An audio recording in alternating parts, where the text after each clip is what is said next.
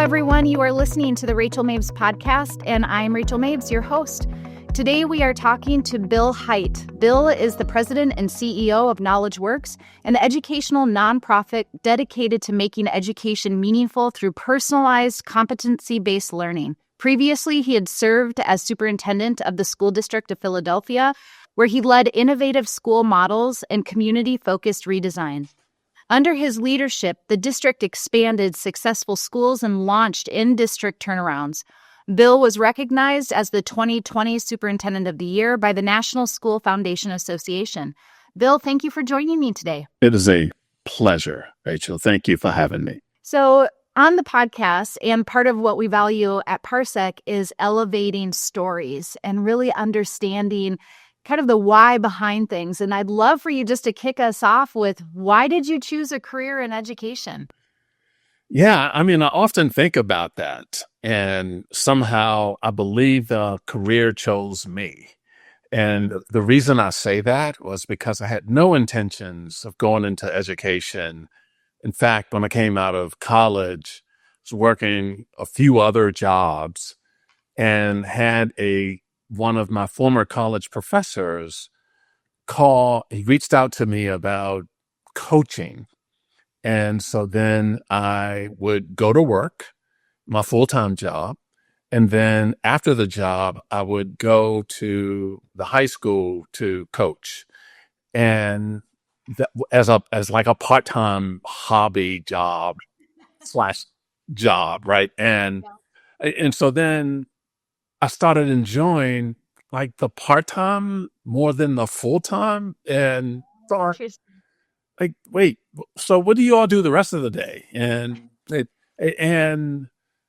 how can I be engaged with these young people more regularly than I am currently? And so then I started substitute teaching, and one thing led to another, and became a coach of 3 sports in high school: football, because I played football in college, or softball, and wrestling, which I'd never wrestled before, but I really enjoyed it. And so I coached all 3 seasons, and then I started substitute teaching, and then became a reading teacher at the middle school level. And then at the high school level, a marketing education teacher, and then an administrator, a principal, and then a district administrator. And then from there, it just kept evolving. But it was the sense that I was contributing something more in working with the young people than what I was doing at my job at the time. And it was the thing that I really enjoyed. I enjoyed seeing their growth. I enjoyed seeing their energy. I enjoyed seeing the young people's enjoyment. And some of that changed when I became a principal and administrator. It's like, don't enjoy yourself so much doing the time you should be doing other things and other school-related work. Yeah. But I just really enjoyed being around young people, and it presented for me just new opportunities to be more engaged in my community, more engaged civically, more engaged with the growth and development of young minds and of young in character. And the young people, I don't know, for whatever reason, looked up to me as a mentor and as an advisor and as a coach.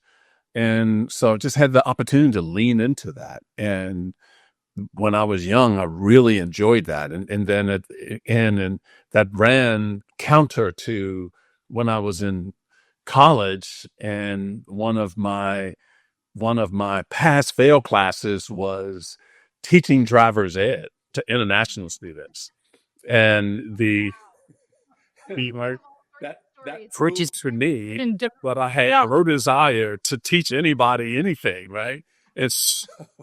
So then when I got into coaching, that was a very different feel. And it felt worthwhile, and it felt like I was making a difference for the young people.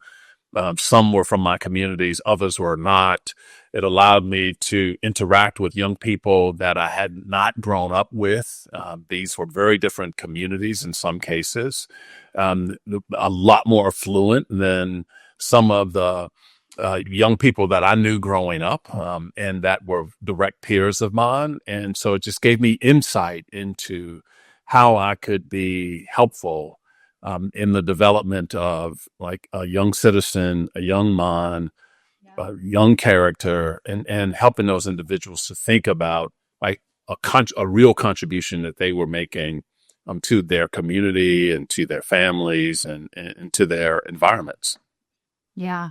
So out of curiosity, Bill, were you coaching high school students is my assumption? Yes. So I'm always interested talking with other educators because I was a former high school teacher too. And it's the age that I just love. And everybody I've found kind of finds their niche. You know, it's either like early elementary or middle school or high school. So I'd love to like just hear from you as you were coaching and then eventually taught high school. Like, what is it about that age that really hit you, that prompted you to want to pour in a different way?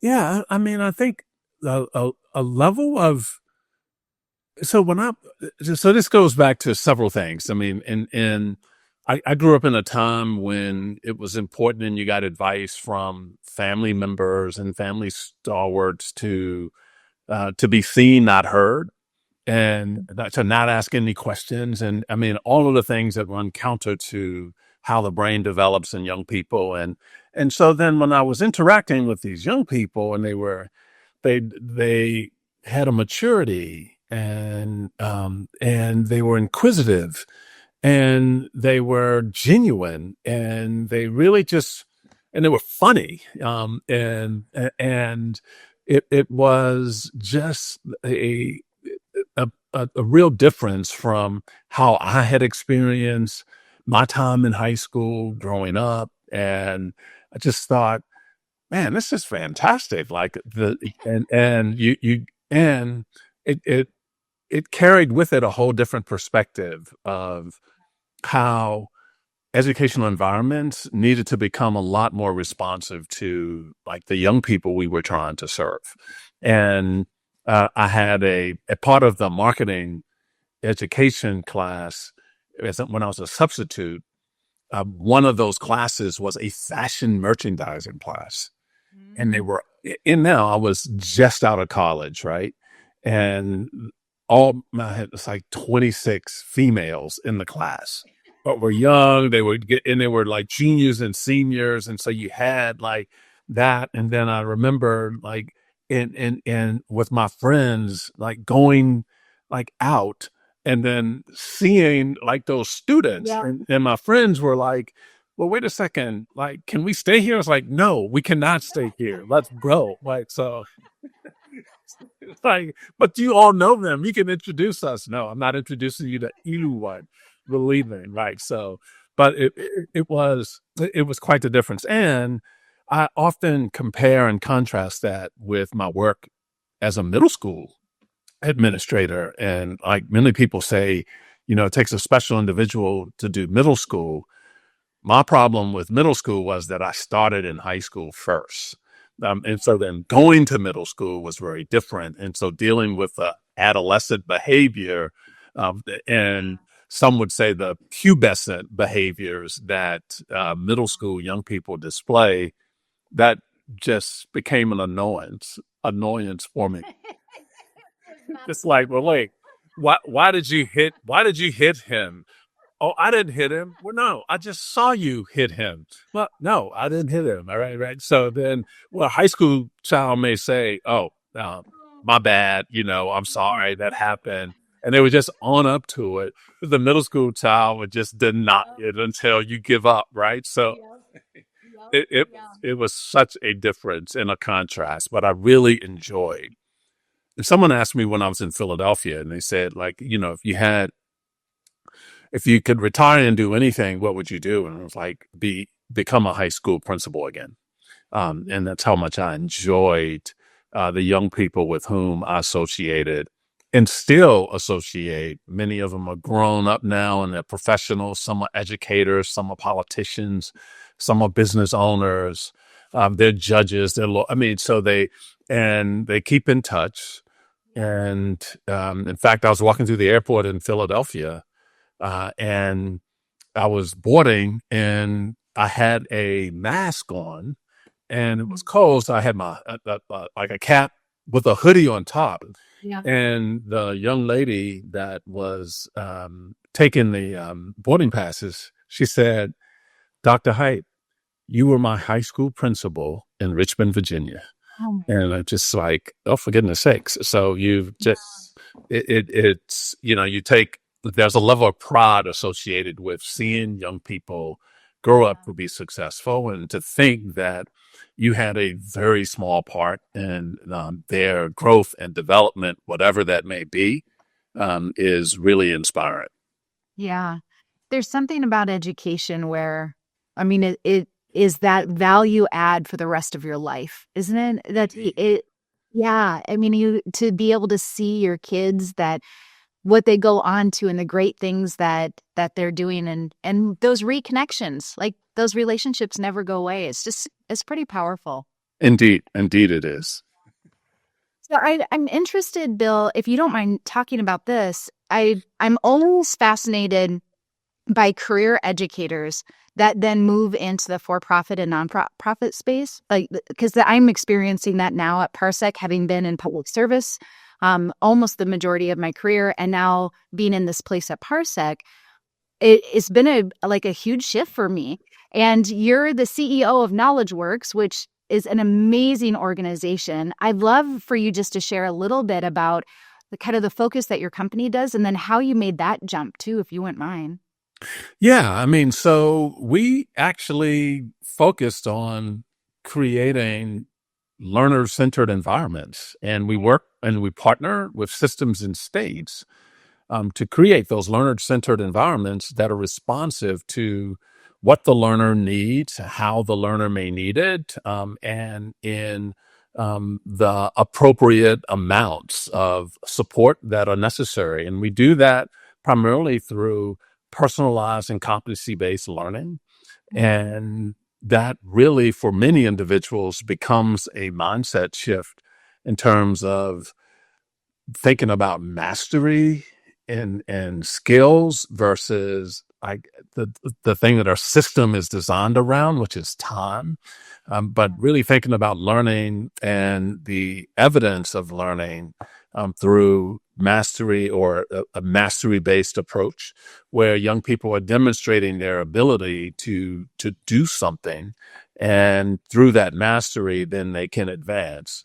And we do that with we have been in about 23 different states, working with thousands of young people and educators to create the conditions for quality, personalized, and competency-based learning to occur. And so it is everything from the work around policies and structures to the development of and sustainment of leadership, and thinking about leadership writ large, not just leadership for the purpose of being in a primary position, but leadership instead to carry forward and to sustain the work around personalized and competency-based learning.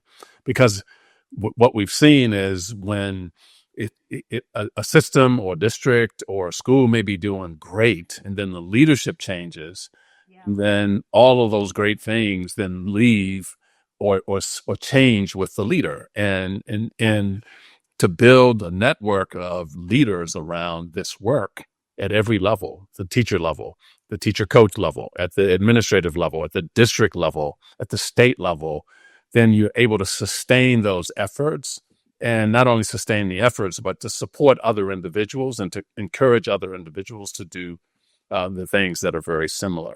So that's one aspect of their work, and I would submit the primary aspect of their work. We also have an educational foresight team that does educational forecasting, and we're about to put out our 7th educational forecast. And that team has recently done new educator jobs for the future. And they wrote a paper around that. And we have a policy and strategic partnership team, impact and improvement team. And then we have started around this leadership point of having what we call a network of leaders, and it's called Lead for Learners. And it is really about a national network of individuals who are interested in personalized and competency-based learning and how to create, develop, sustain those types of systems. Yeah, that's amazing. So what brought you to KnowledgeWorks? I'm just curious, like what drew you to that organization?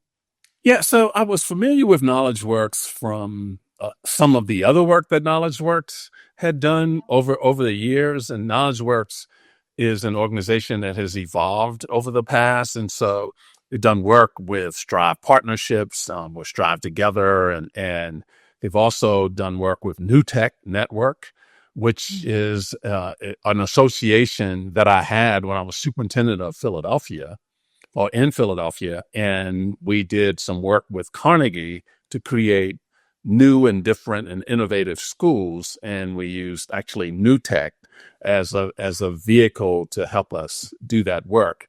And then they had done some work around some data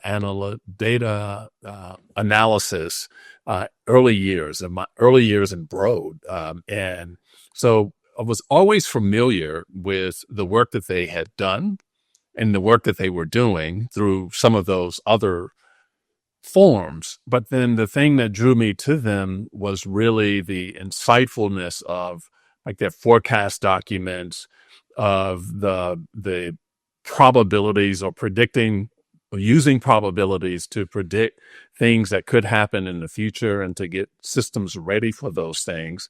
And those things were exciting to me because it actually was very responsive, and it was calling out those things that I was frustrated with on a day-to-day basis, but didn't quite know how to move them from like the siloed or sporadic approaches in which they were occurring to a more systemic approach. And so one of the things that drew me to KnowledgeWorks was the work that they are doing to transform educational approaches through personalized and competency-based learning that is a lot more responsive to what learners need, how they need it, and in what doses. Yeah, honestly, that's how I even know about KnowledgeWorks it really is the reputation of being that student-centered. How do we, whenever we're planning and looking at and designing, the student is at the middle. It is understanding and knowing deeply where they're at, what they need, and then how they can show exactly what you're saying, the competency and mastery of what it is that they're learning. I have a lot of respect for the work that you guys do. And Rachel, we do that work based on where systems are. So we also personalize our approach. And so you could come in at a variety of different levels, and depending on the level, you may be just exploring, or you have explored and now you want to kind of carry out more things, and so we could help you there. Or you have one or two schools and now you want to expand that to a system. We can help, depending on where systems are or partners may be, and really focused on all of those areas. And so we don't come in with a prescribed set of processes or strategies that then we apply to everyone. We actually apply those things based on what the organizations or the partners may need. Yeah, I think that's critical. I mean, every LEA or local education agency or district or school or charter is so different. I love that. I do want to hear from you a little bit we're in such an interesting time in education, and we have been, right, for the last 8 years. We went through the pandemic, and now we have all this churn that's happening in education right now. When you think about the state and where we've been, what keeps you up at night? What are the one or two things that are really weighing on you? Yeah, I mean, the I used to say this as a coach, then I said it as a teacher, then I thought about it as a principal, and then I thought about it as a parent, because then there were different things. And then I thought about him as a systems leader. And now thinking about it from the perspective of a CEO of a nonprofit and a grandfather. Now, with children who are school aged, who are now experiencing some of the same things that I experienced as a child, that many of my students experienced as a child. And so the thing that keeps me up is, like, we still have a system that's not working for a majority of the children who are utilizing that system. And that's evidenced by a couple of things: engagement. You see declining enrollments. You see post-graduation remediation needs. You see workforce shortages now in terms of the like teachers and all other support staff. But the thing that becomes so frustrating is, and we're doing the same thing. And not only are we doing the same thing, we're advocating for the same thing. So it's just like, no, keep doing these things, right? And it's like, well, these things didn't work for me. They didn't work for my students, and they're not working for my grandchildren. And right. And so I think we have seen like incremental things, right? So that are sporadic, that may be episodic. And what I'd like to see more, and what I think about, and these are the things that keep me up at night, is how do you create transformational change at a systems level, right? Yes. And what does it take to do that? How do we move beyond like pockets of excellence or the coalition of the willing, so that these instances are not just isolated moments, but it's a movement to national transformation. Yeah, I think systems leadership and thought leadership is such a critical component that I see as missing often in the education sector, and a great conversation to start to resurrect, because unless it happens in that systems way, then exactly what you said will continue. It'll just be these small little pockets that we see of change, and we actually won't ever overhaul the system that needs to be shifted. Right. Yeah. So as you think about that, do you have one or two like practical ways that you would recommend moving forward that you're thinking about? Yeah. I mean, I think one of the ways is to shift to personalized competency-based learning, which is that could actually change how and what we assess. Like, so that suppose we were assessing for learning or mastery, versus like time, right? So that, and what I mean by time is, classes are 45 or 90 minutes a day. It is so many days in the year. It's so many years to graduation, and this whole thing. And then learning may or may not occur during that period of time, but then, you've moved through like a progression of things. And so check that box. Exactly. So I do think, this notion of like, how do we think about it? And when I say this, a lot of people get confused around, he wants to eliminate like our ability to assess young people. It's like, no, that's not what I'm saying at all. I think assessments are critically important. However, I do think that they can be changed to allow a young person to demonstrate what they've learned based on what states require, what districts may require, what communities may need, in terms of their learning. And so that this notion of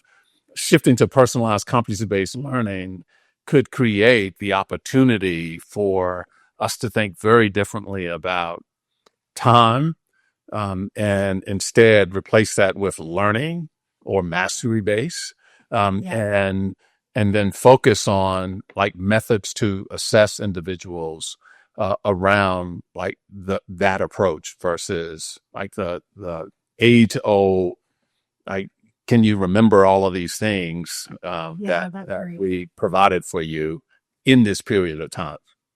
Yeah, yeah, that's right. Well, and then the onus is so much on the teacher of pending where students are at and trying to differentiate that instruction within the classroom for those who have mastered it and they're ready to go deeper, to move on. And then those that are, maybe kind of get it and are doing all right. And then those that really need that extra additional support. And how do you address that within one classroom in one setting, multiple time over time throughout the week? It makes it challenging. We're not designed to be able to be successful in that state. No, I mean, and you, like, in the business world, like, and I noticed from now working in the School of Management at Yale with the Broad Center, like, those individuals they just want you to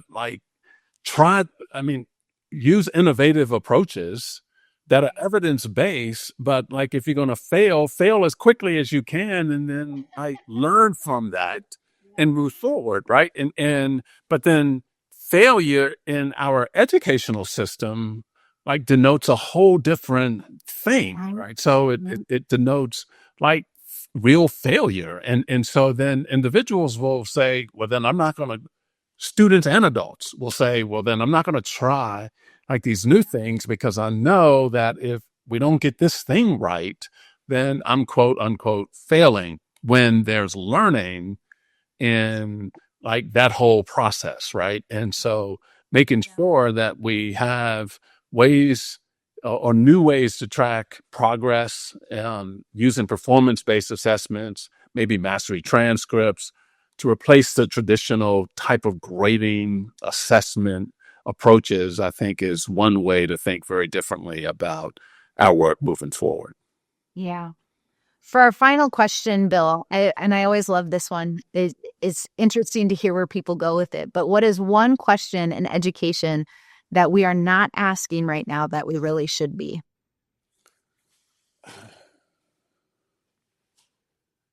Yeah. I mean, this kind of goes back to the first question you asked. Like, how did you end up in education? And I said, education chose me. I didn't choose education. There was a variety of reasons I didn't think I could choose it, notwithstanding my experience trying to teach driver's ed to international students, right? So, but I think, one question that we're not asking that we should ask is like, how are we rethinking educator roles? Like, so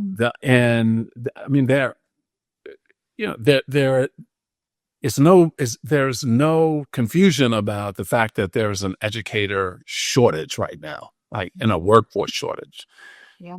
Teachers, administrators, people are leaving the profession in greater numbers. Fewer young people are pursuing education as a professional pathway. And those who aren't staying long. And so what if we stop asking how we might attract and retain more teachers as we know them today, to the earlier point I was making, and instead ask what structures and roles might best support learning, given our aims and our hopes for young people, right? So maybe people will be more interested if we weren't so focused on time. If we weren't so focused on assessments, and maybe the teacher shortages today are symptoms of shifting paradigm for learning, both for students and adults. And so I do think that we need to engage in deep design work to discover better ways of organizing schools and therefore staffing with new roles that are responsive to this emerging era in education, right? And so, once again, if time is the driving factor and there's never enough time to ask individuals to do all of the things that actually have to be done within that period of time, then people are saying, yeah, no, it feels too confining, too restrictive.